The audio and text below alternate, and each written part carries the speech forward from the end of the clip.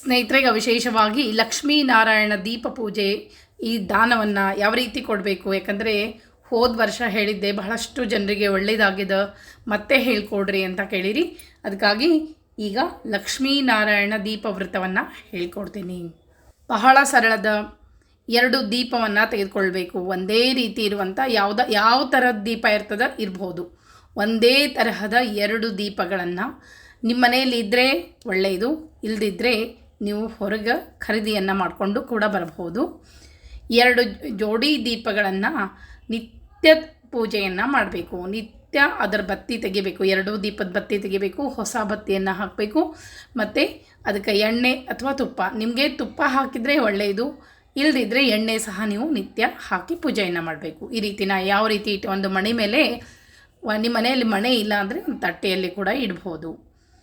ಈ ರೀತಿ ನಾ ಮಣೆ ಇಟ್ಟೇನಲ್ಲ, ಆ ರೀತಿ ಮಣಿಯನ್ನು ಇಟ್ಟು ಮುಂದೆ ಶಂಖಚಕ್ರ ಎಲ್ಲ ರಂಗವಲ್ಲೆಯನ್ನು ಹಾಕಿ ಆ ರೀತಿಯಾಗಿ ದೀಪವನ್ನು ಇಟ್ಟು ಅದಕ್ಕೆ ಅರಿಶಿನ ಕುಂಕುಮ ಅಕ್ಷತೆ ಅದರಲ್ಲಿ ಲಕ್ಷ್ಮೀ ಸಹಿತ ನಾರಾಯಣನ ಆಹ್ವಾನ ಮಾಡಿಕೊಳ್ಬೇಕು.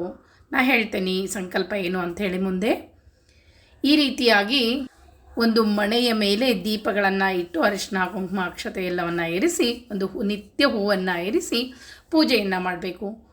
ಈ ರೀತಿ ನಿತ್ಯ ಮಾಡ್ತಾ ಹೋಗಿ ಪ್ರತಿ ದ್ವಾದಶಿ ದಿವಸ ಒಂದು ಮುತ್ತೈದೆಗೆ ಆಗಿರ್ಬೋದು ಅಥವಾ ಬ್ರಾಹ್ಮಣನಿಗೆ, ನಿಮಗೆ ಬ್ರಾಹ್ಮಣ ಸಿಕ್ಕರೆ ಬ್ರಾಹ್ಮಣನಿಗೆ ಕೊಡ್ಬೋದು, ಅಥವಾ ಮುತ್ತೈದೆ ಕೊಡಬೇಕನ್ಸಿದ್ರೆ ಮುತ್ತೈದೆ, ಯಾರ ಮನೆಯಲ್ಲಿ ಪೂಜೆ ಪುನಸ್ಕಾರಗಳನ್ನು ಮಾಡ್ತಾ ಇರ್ತಾರೋ ಅಂತಹ ಒಂದು ಮುತ್ತೈದೆಗೆ, ಹಿರಿಯ ಮುತ್ತೈದೆಗೆ ಕೊಟ್ಟರೆ ಬಹಳಷ್ಟು ಒಳ್ಳೆಯದು ಅಂಥೇಳಿ.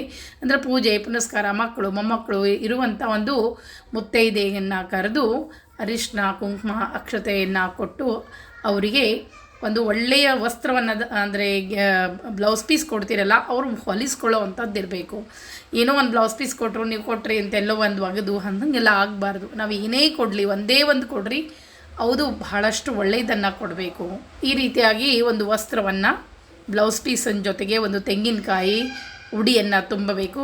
ತುಂಬಿ ಪ್ರತಿ ದ್ವಾದಶಿ ಜೋಡಿ ದೀಪದಾನವನ್ನು ಕೊಡಬೇಕು.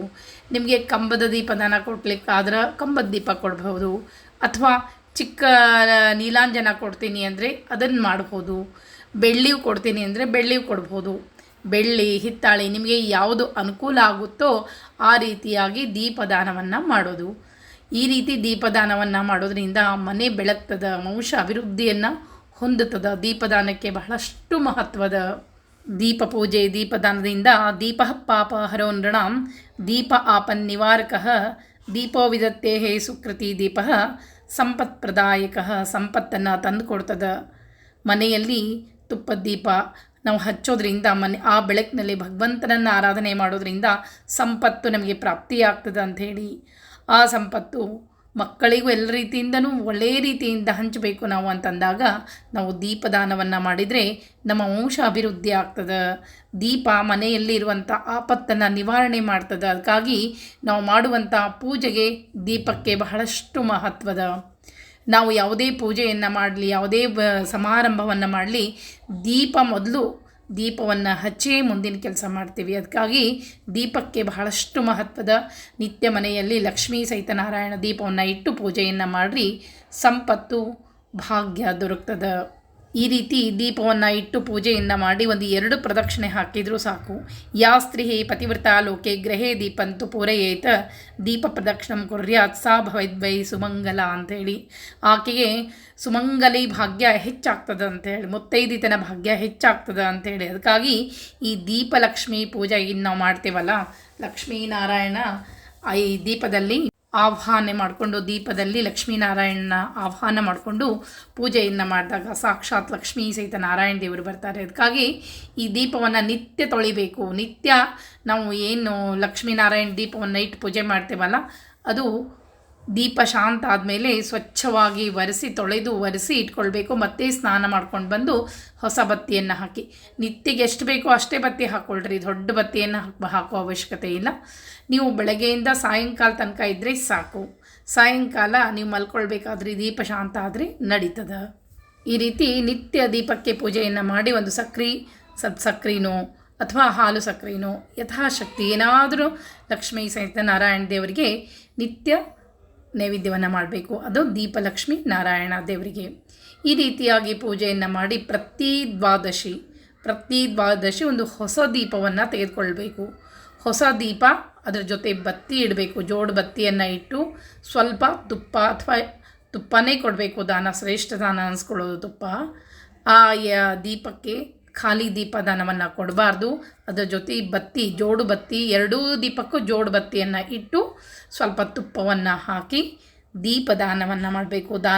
ದೇವ್ರ ಮುಂದೆ ಇಟ್ಟು ಏನು ದಾನ ಮಾಡಲಿಕ್ಕೆ ದೀಪ ತಂದಿರ್ತಿರಲ್ಲ ಅವನಿಟ್ಟು ಮೊದಲು ಸಂಕಲ್ಪ ಮಾಡ್ಕೋಬೇಕು.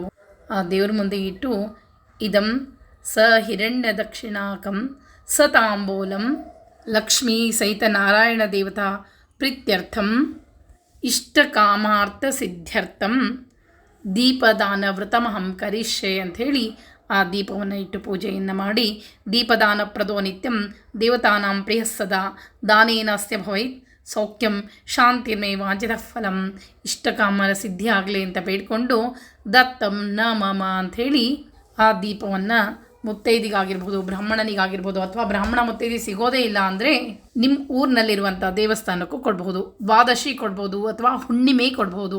ನಾಳೆ ಹುಣ್ಣಿಮೆಯಿಂದ ಹುಣ್ಣಿಮೆ ಶುರು ಮಾಡ್ಬೋದು. ಪ್ರತಿ ಹುಣ್ಣಿಮೆ ನೀವು ಈ ದೀಪವನ್ನು ದಾನ ಕೊಡ್ಬೋದು. ದೀಪದಾನ ಹುಣ್ಣಿಮೆ ದಿವಸ ಅತ್ಯಂತ ಶ್ರೇಷ್ಠ ಅನ್ನಿಸ್ಕೊತದೆ. ಯಾಕಂದ್ರೆ ಹುಣ್ಣಿಮೆ ದಿವಸ ನಾವು ಸತ್ಯನಾರಾಯಣ ಪೂಜೆಯನ್ನು ಮಾಡ್ತೀವಿ. ಆ ದಿನ ಲಕ್ಷ್ಮೀ ಸಹಿತ ನಾರಾಯಣ ದೇವರನ್ನು ಪೂಜೆ ಮಾಡಿ ಲಕ್ಷ್ಮೀನಾರಾಯಣ ದೇವರ ಪ್ರೀತ್ಯರ್ಥವಾಗಿ ದೀಪದಾನ ಕೊಡೋದು ಅತ್ಯಂತ ಶ್ರೇಷ್ಠ ಅನ್ನಿಸ್ಕೊಳ್ತದೆ. ನಿಮ್ಮ ಮನೆಯಲ್ಲಿರುವೆಲ್ಲ ಕತ್ತಲೆಯನ್ನು ಹೊಡೆದೋಡಿಸುವಂಥ ಶಕ್ತಿ ಈ ದೀಪದಾನಕ್ಕದ ಅಂಥೇಳಿ ದೀಪದಾನ ಬಹಳಷ್ಟು ಮಹತ್ವ ಪಡೆದ. ಲಕ್ಷ್ಮೀ ಸಹಿತ ನಾರಾಯಣ ದೀಪದ ನಿತ್ಯ ಪೂಜೆಯನ್ನು ಮಾಡಿರಿ. ಮನೆಯಲ್ಲಿ ಲಕ್ಷ್ಮೀ ಸಹಿತ ನಾರಾಯಣ ದೇವರು ವಾಸವಾಗಿರ್ತಾರೆ. ನಿಮ್ಮ ಮನೆಯಲ್ಲಿರುವಂಥ ಸಂಕಷ್ಟಗಳೆಲ್ಲ ಕಳೀತದೆ. ಈಗಾಗಲೇ ಬಹಳಷ್ಟು ಜನರಿಗೆ ಹೇಳೀನಿ, ಬಹಳಷ್ಟು ಜನರು ಕೂಡ ಪೂಜೆಯನ್ನು ಮಾಡಿ ಫಲವನ್ನು ಪಡ್ಕೊಂಡಾರ. ನೀವು ಕೂಡ ನನಗೆ ಕಮೆಂಟ್ಸ್ ಹಾಕಿ ಹೇಳ್ತೀರಿ. ಈ ರೀತಿಯಾಗಿ ಲಕ್ಷ್ಮೀನಾರಾಯಣ ದೀಪ ಪೂಜೆಯನ್ನು ವ್ರತವನ್ನು ಹೇಳ್ಕೊಟ್ಟೇನಿ.